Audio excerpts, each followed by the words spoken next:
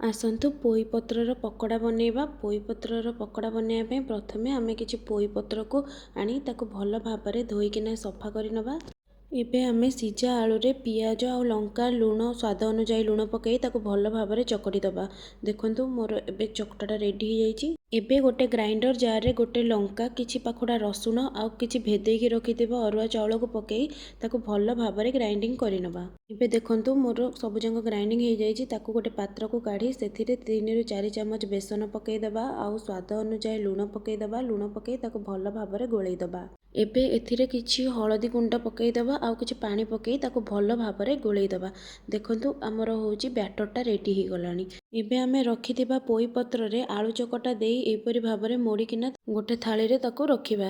एबे देखंतु मु सबु जंग पोई पत्र को एपरिका भाबरे मोड़ीकिना गोटे थाली रे रखि देइछि।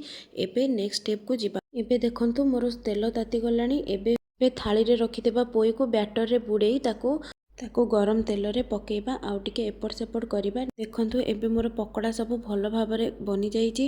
एबे ताको आमे गोटे थाली को काढी नबा। एबे मोर रेसिपी प्रस्तुत हो जाइछि। आपण आको पखाला भात सहित खाई परिबे नहले इवनिंग रो स्नैक्स भाबरे खाई परिबे। जदि आपण मानकु मो वीडियो भल लागे ताहले लाइक करिबे, शेयर करिबे, सब्सक्राइब करिबे। धन्यवाद। राधे राधे।